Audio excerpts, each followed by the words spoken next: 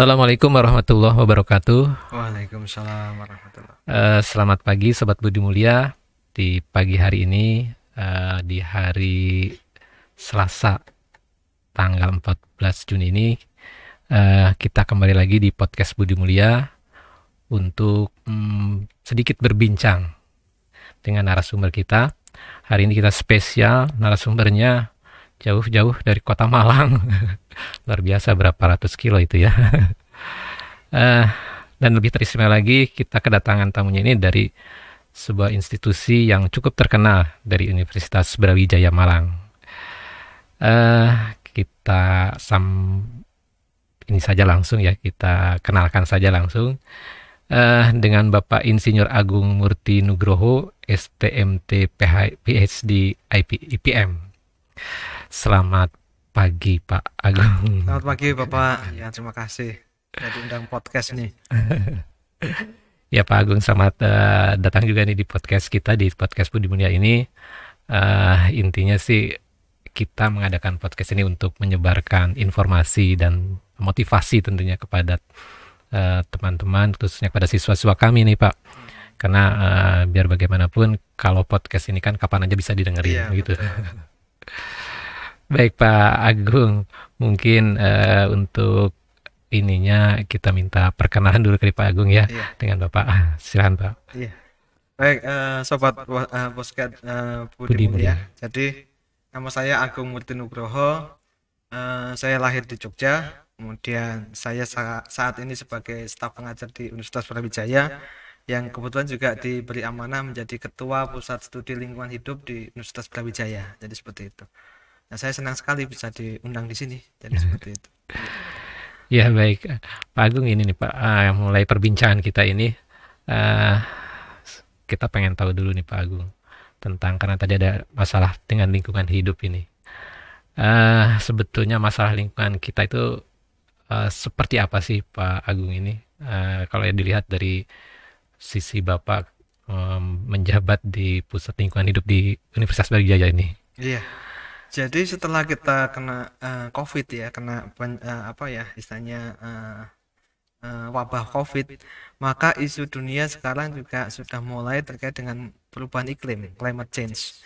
Nah, climate change ini tentu saja banyak faktor penyebabnya. Tentu saja ini sangat berhubungan dengan kerusakan lingkungan. Nah, salah satu penyebabnya adalah tentang sampah, Pak. Jadi sampah itu juga, yaitu masalah lama yang memang harus terus diupayakan untuk kita bisa kelola, kita selesaikan. Jadi seperti itu.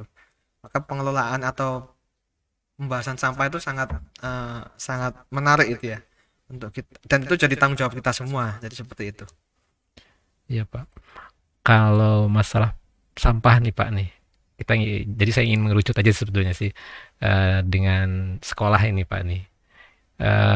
Kita tahu juga bahwa sekolah-sekolah itu kan juga produsen ya terhadap sampah ini, karena setiap sekolah kebanyakan itu juga punya kantin, betul.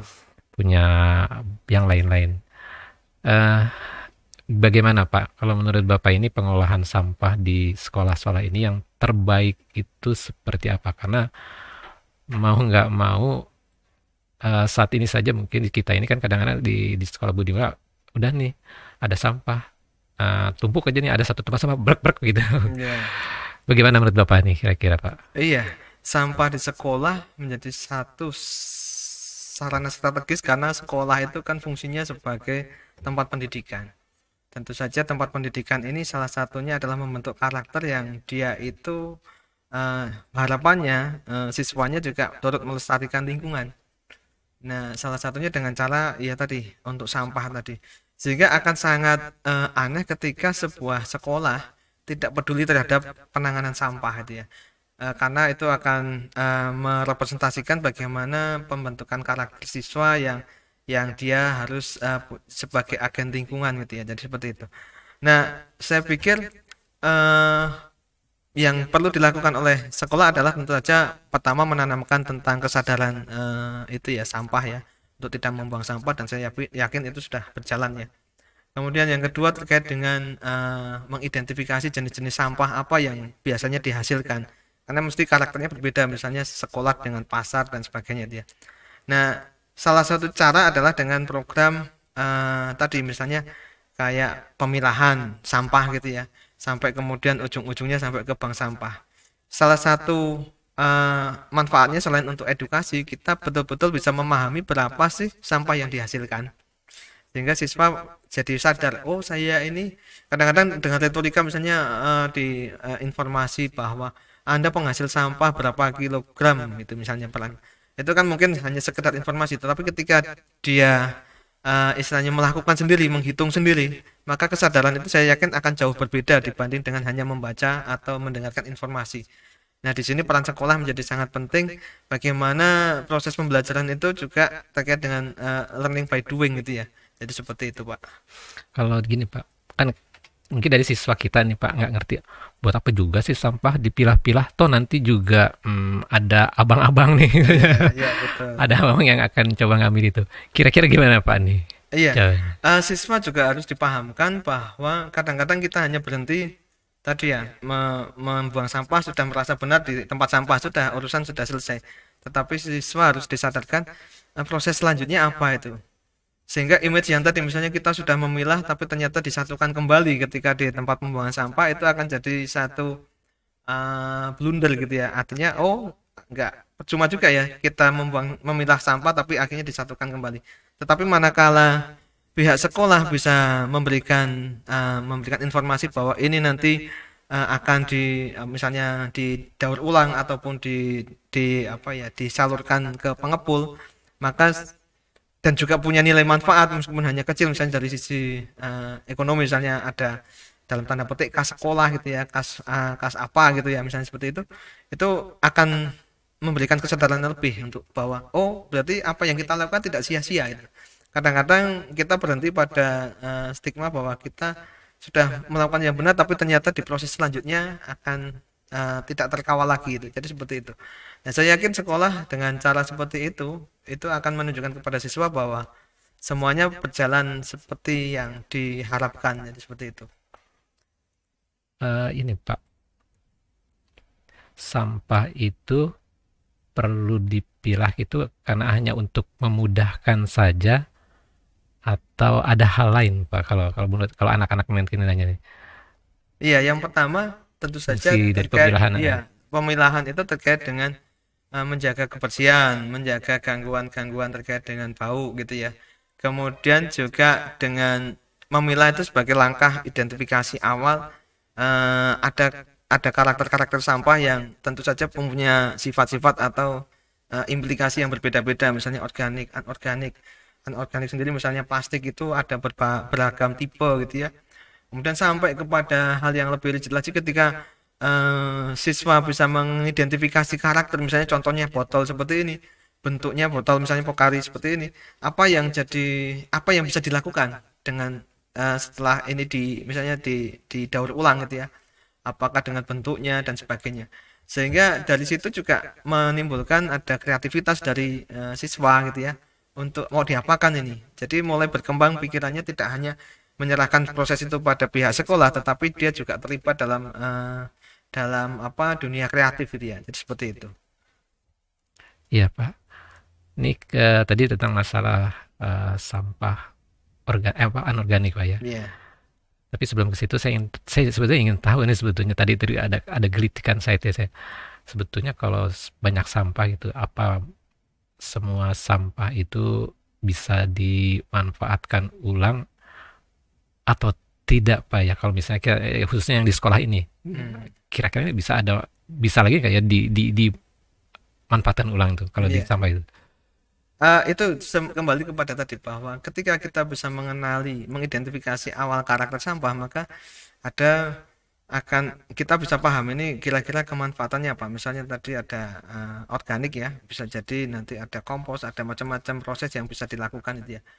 Nah, dengan ragam yang banyak itu, maka siswa akan berpikir bahwa ternyata sampah itu juga dalam tanda petik banyak manfaatnya juga kalau kita mengenali karakter, mengenali prosesnya ya, mengenali hasil akhir dari proses itu, maka siswa akan mempunyai bayangan yang lebih gitu ya, mempunyai perspektif yang lebih luas terkait dengan tidak hanya sampah itu dianggap sebagai satu masalah, tetapi menjadi satu potensi gitu ya untuk tadi kembali misalnya berpikir kreatif, membuat sesuatu yang baru, ataupun berpikir ilmiah gitu ya. Ilmiah itu dia bisa menjadi ide-ide untuk sekarang lagi eranya mungkin penulisan ilmiah itu sekarang bukan hanya nulis di apa ya di media gitu ya, tapi bisa juga dengan hanya sekedar mungkin dengan media TikTok atau apa gitu ya.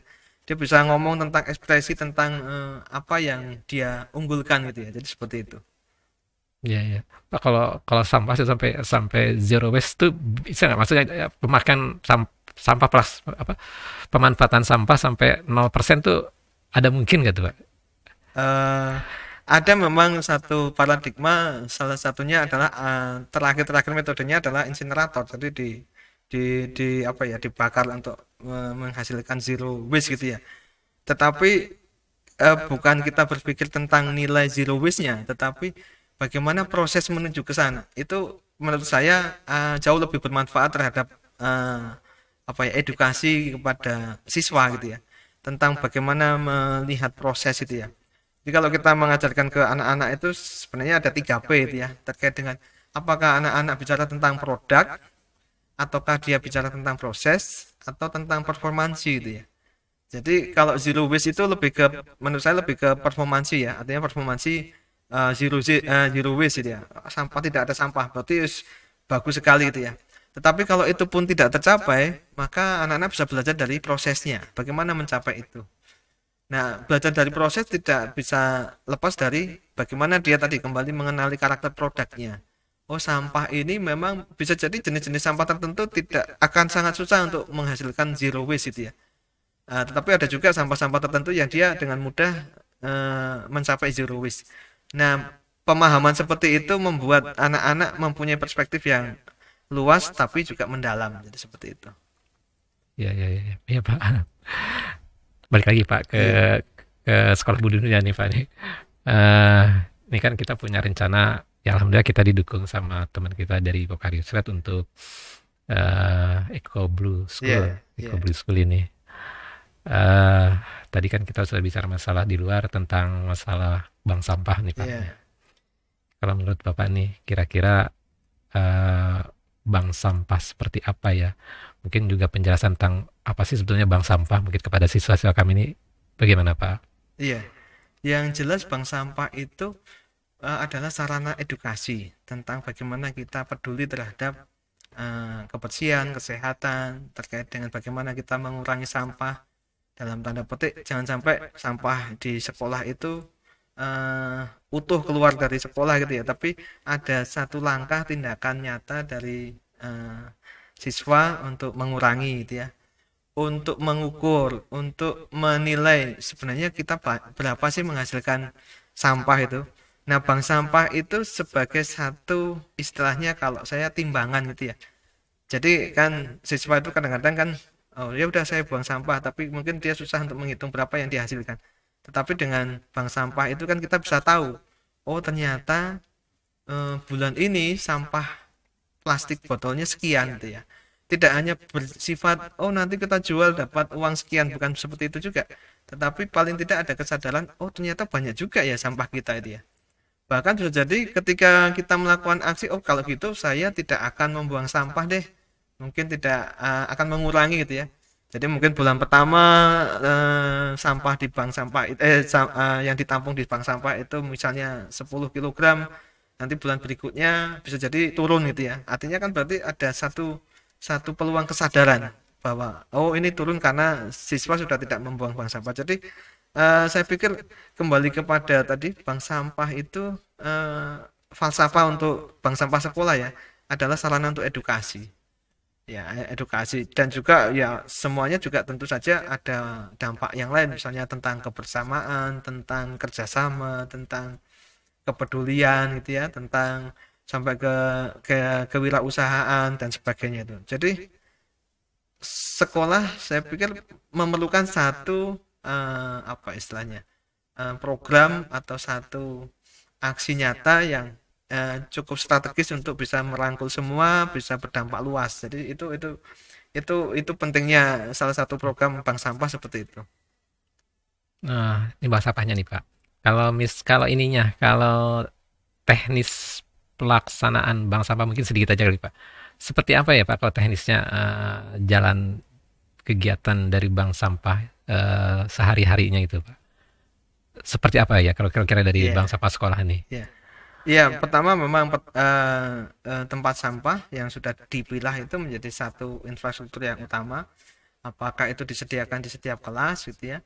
Lalu nanti itu akan di apa istilahnya dibawa ke tempat penampungan di bank sampah, atau bisa juga siswa langsung ke bank sampah tapi di bank sampah sudah terkategorisasikan dengan baik gitu ya.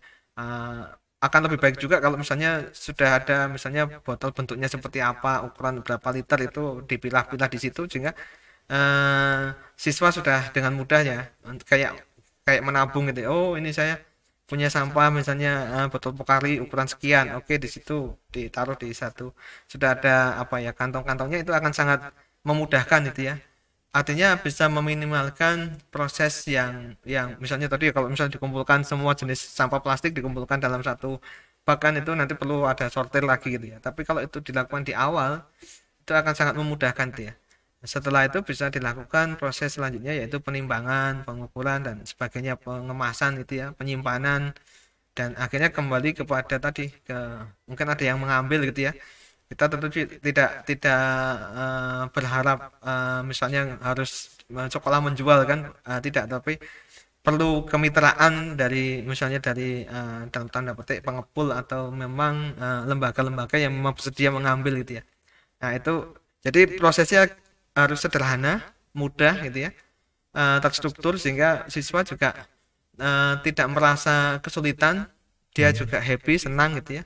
Kalau bisa menimbulkan kebanggaan itu jauh lebih, artinya itu kan bisa dengan banyak ide-ide kreatif itu ya. Apakah ini cuma sekedar ini aja ide-ide apa ya liar ya. Misalnya kami itu pernah membuat seni instalasi di Malang gitu ya.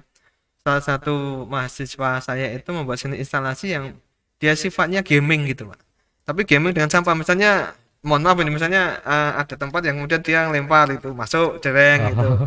Jadi itu kan jadi satu apa ya, dia fun gitu ya, jadi senang gitu ya, tidak tidak formal naruh sampah, tapi mungkin ya dengan banyak banyak gaming itu saya pikir itu akan, dan saya pikir ide-ide itu di generasi milenial akan sangat banyak lah, jadi seperti Hmm. itu. Iya, iya, iya. Iya, Pak. Tadi saya menginikan tentang kata-kata fun ini buat siswa nih tadi. eh yang sederhana kan tadi bikin buat game, tapi kadang-kadang juga kepikiran kalau dari masalah apa ya, kalau siswa nih harus mau nih, misalnya begitu. Selain yang tadi, Pak, bisa fun tadi dengan bisa bikin permainan dan selanjutnya. Kalau dari sisi materi, memungkinkan nggak sih anak-anak itu untuk bisa, pas saya mau nih ngumpulin misalnya gitu. Iya, iya, iya. Gimana itu ya? Iya, memang setiap sekolah punya, saya pikir mesti ada sedikit karakter yang spesifik dari siswa itu ya.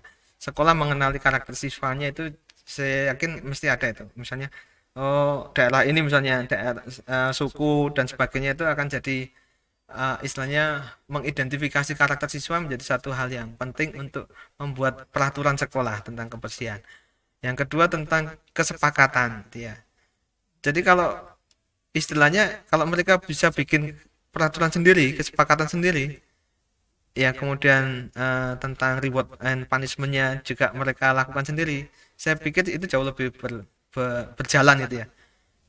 Ini patut dicoba saja gitu ya. Misalnya memang ada yang aspek-aspek yang top down gitu ya, tapi kalau yang bottom up bisa dilakukan, saya pikir itu akan jadi hal yang bagi mereka juga menyenangkan gitu ya. Artinya kita sepakat bikin aturan seperti ini ya, misalnya kalau buang sampah ketahuan nanti hukumannya apa gitu ya, itu kesepakatan kelas gitu ya. Hmm. Jadi jadi dalam memberikan hukuman pun mungkin bisa jadi sangat fun gitu ya, artinya oh kamu anu ya, oh ya berarti harus apa misalnya, nggak tahu ya, sekarang generasi milenial itu kan ide-idenya Ya, ya. banyak gitu ya, jadi seperti itu. Jadi Ya. peraturan bisa kita secara garis besar bisa sekolah lakukan, tapi secara detail misalnya terkait dengan apa kebiasaan-kebiasaan mereka itu bisa dilakukan dengan kesepakatan di masing-masing Kelas apa ya. ya, ya komunitas di siswanya Oh, itu ya. ya, ya, ya, ya, ya. Pak, kalau menurut Pak juga nih, organisasian dari bank sampah nih Pak. Nah, tadi kita udah di ruang sana tentang keorganisasian bank sampah. Melibatkan siswanya tuh di level mana, atau melibatkan gurunya di level mana, melibatkan OB-nya di level mana nih kira-kira kalau dalam organisasian ini. Iya, kalau dalam ya kalau kita bicara tadi kan proses ya, proses pemilahan dan sebagainya.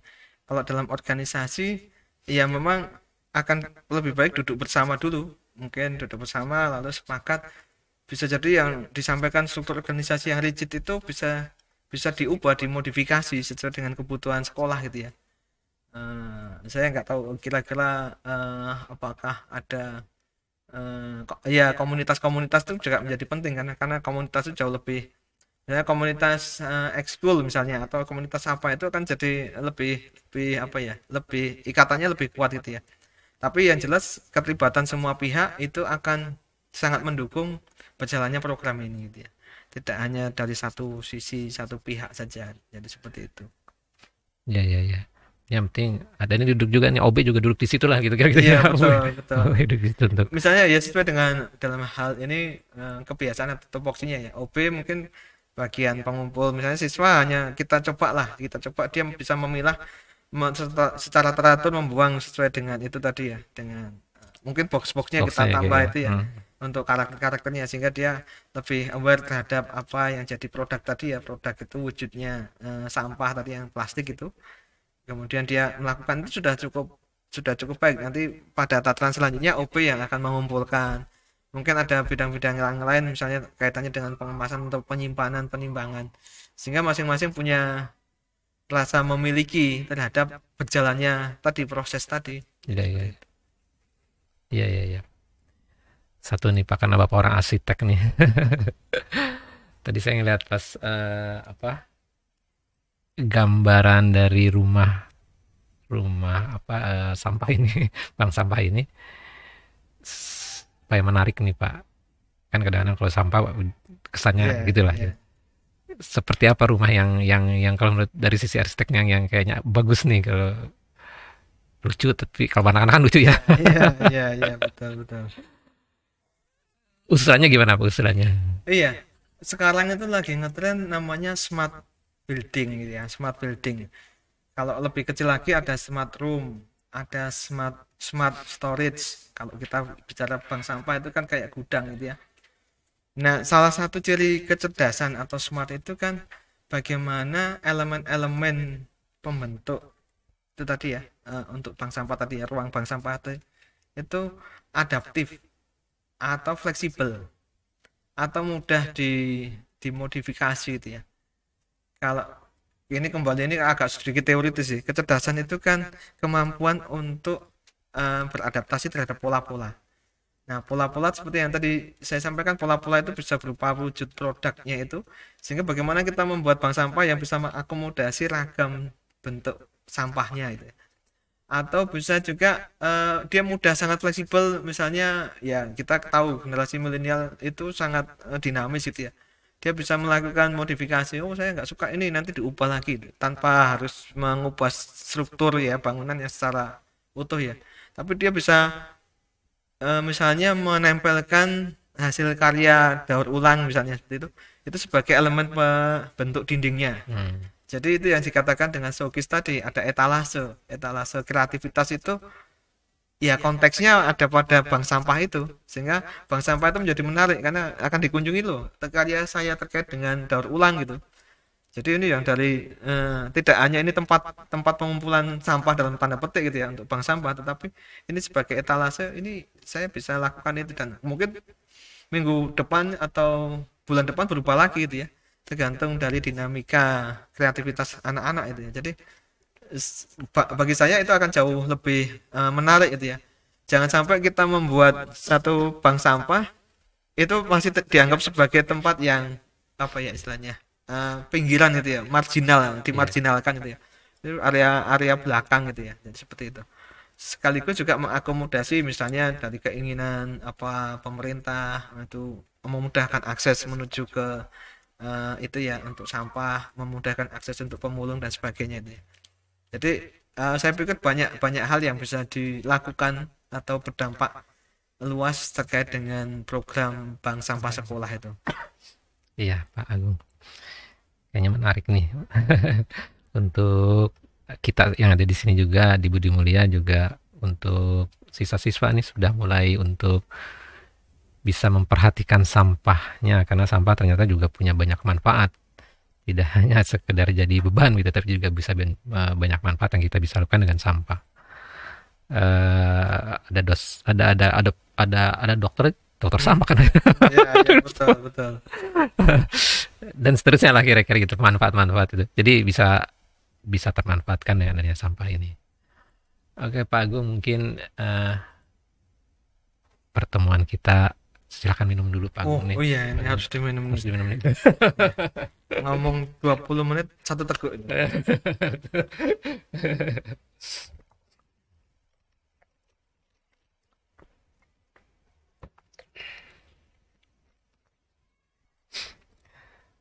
Baik, teman-teman sekalian, tadi udah agak walaupun mungkin tidak terlalu panjang, tapi kayaknya sih udah banyak banget muatannya nih yang dibicarakan hari ini, khususnya yang berhubungan dengan sampah yang ada di kita, kemudian juga tentang bank sampah yang ada di kita, dan kemana kita nanti insya Allah kita akan melanjutkan program ini dengan sebaik-baiknya. Sekali lagi Pak Agung, terima kasih atas kedatangannya ke Sekolah Budi Mulia. Mudah-mudahan tidak bosan, tidak jerat juga gitu. Mohon maaf bila ada kekeliruan atau mungkin tidak hal yang tidak menyenangkan di kita. Ya, sama-sama juga. Mungkin saya ada salah kata. Baik, Sobat Budi Mulia, mungkin itu saja pertemuan kita pada pagi hari ini. Sekali lagi terima kasih atas perhatiannya. Sampai jumpa lagi pada episode berikutnya. Assalamualaikum warahmatullahi wabarakatuh. Waalaikumsalam.